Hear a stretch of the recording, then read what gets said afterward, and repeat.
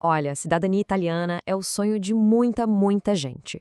Só que sabe, um errinho, um único documento que não tá 100% no começo de tudo, pode transformar esse sonho assim num pesadelo. Um pesadelo de grana, de tempo perdido.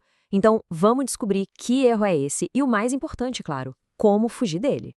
E aí vem aquela pergunta, né? Aquela que todo mundo que inicia o processo se faz. Para tentar economizar um dinheiro, um tempo, será que dá para usar aquela certidão mais simples, a de breve relato, só para fazer a análise inicial dos documentos? Poxa, parece que faz todo sentido, não é mesmo? Mas olha, a resposta para isso pode surpreender bastante. Então, para a gente desvendar esse mistério, nosso roteiro de hoje vai ser o seguinte: a gente começa falando sobre um erro que é bem comum e, olha, bem caro. Depois, mergulhamos no risco do tal do breve relato.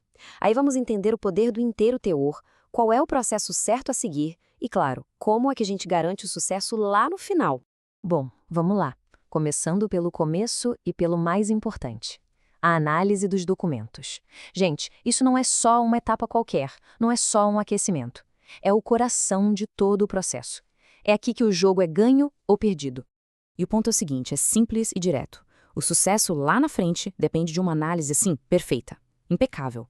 Qualquer desluze aqui, por menor que seja, vira uma bola de neve gigante, bota todo o investimento, todo o sonho em risco.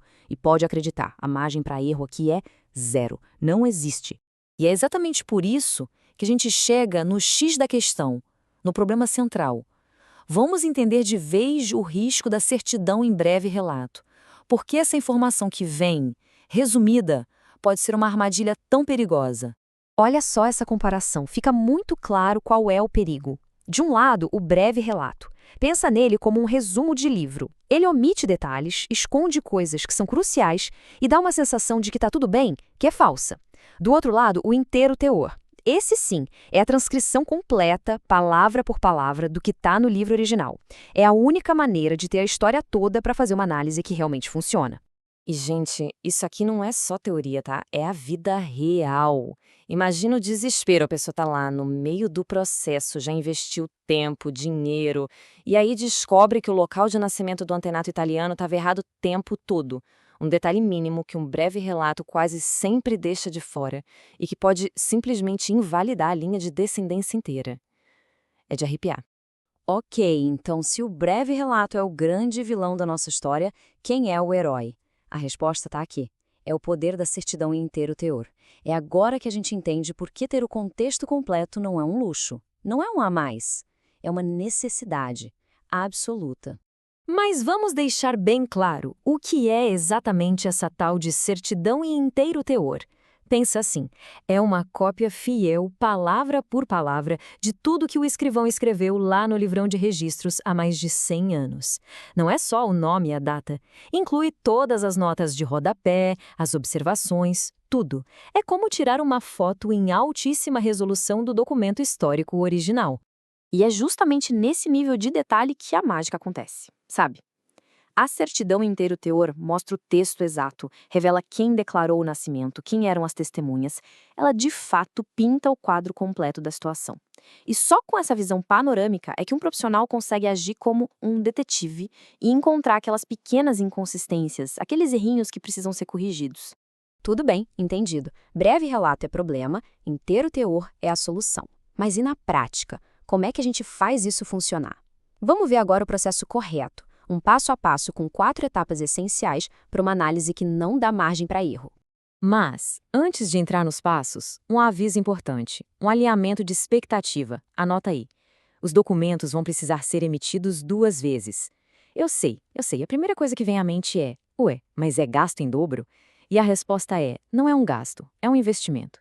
Pense nisso como um mal necessário, uma etapa estratégica para garantir que os documentos que vão para o processo final estejam perfeitos. Então, o fluxo correto é esse aqui. Passo 1, a primeira emissão, pegar todas as certidões em inteiro teor. O objetivo aqui é um só, a análise. Passo 2, a análise em si, com uma lupa em cada documento. Passo 3, retificação. Com a lista de erros na mão, é hora de corrigir tudo na justiça. E aí sim, o passo 4, a emissão final. Com tudo corrigido, os cartórios emitem as certidões novinhas em folha. Esse é o caminho seguro. E olha, todo esse trabalho, toda essa metodologia leva a um único destino: o sucesso do processo. Vamos conectar os pontos agora e ver como seguir esse caminho tão meticuloso é o que garante o resultado lá na frente, o tão sonhado reconhecimento da cidadania. Então, o que precisamos levar de mais importante dessa nossa conversa?